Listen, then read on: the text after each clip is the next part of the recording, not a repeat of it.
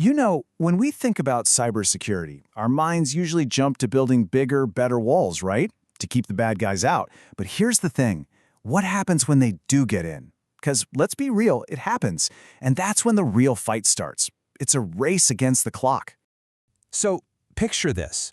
Some hacker, maybe a really skilled one, finds a crack in your defenses.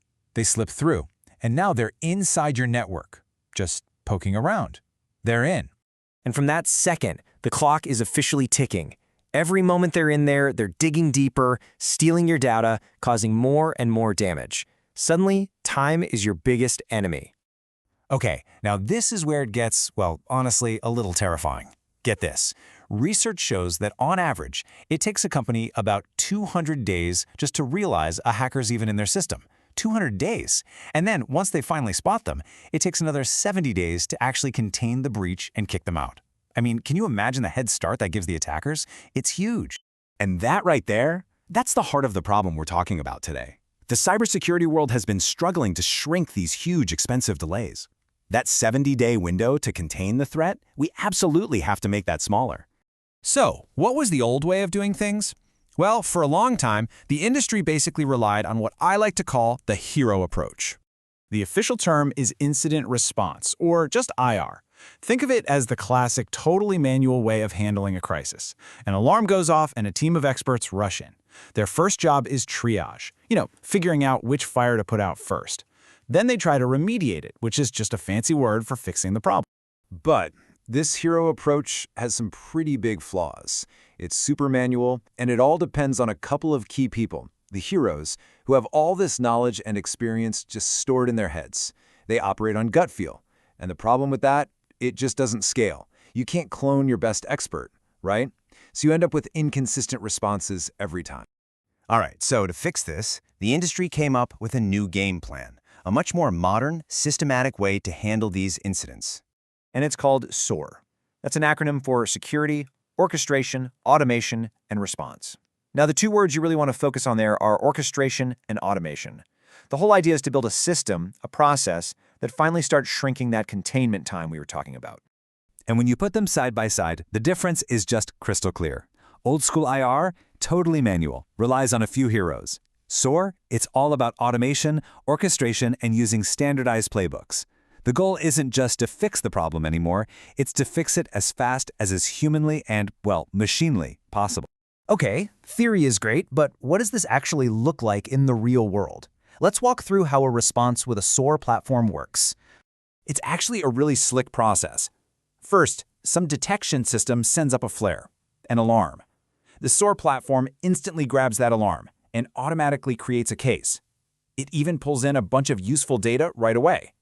Then, it assigns that case to a security analyst. And here's the magic part.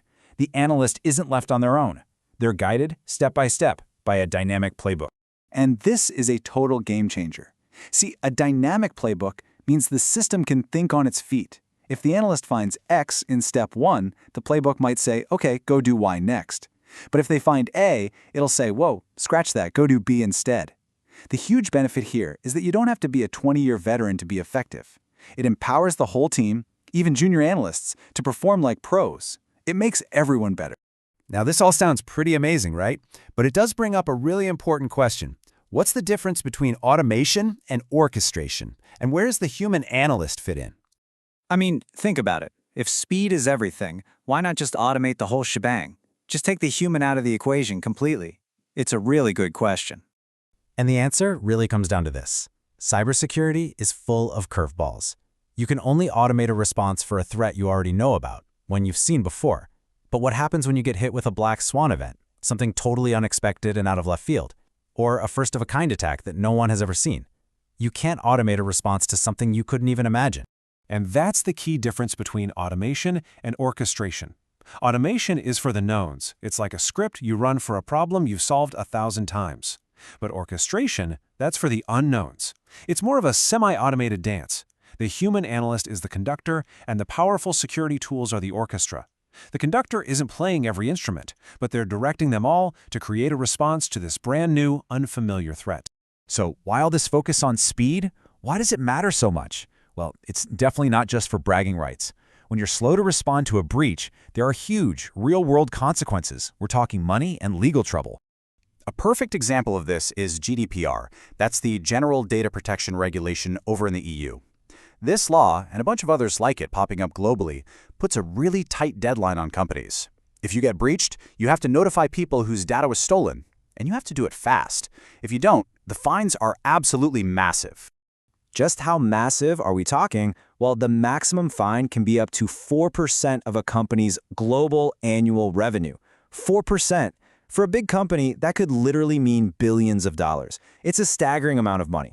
Or it's 20 million euros, whichever number is bigger. And here's the kicker. This doesn't just apply to companies in Europe. If your business handles data from any EU citizen, you're on the hook. So yeah, the financial pressure to have a fast, organized, and well-documented response is just enormous. So that kind of brings us full circle. We've gone from relying on individual heroes to building these incredible orchestrated systems that combine the best of machines and humans. But in a world where the bad guys are getting smarter every single day, is our response finally smart enough? Are we finally able to get ahead of the clock? Well, that's the billion-dollar question, isn't it?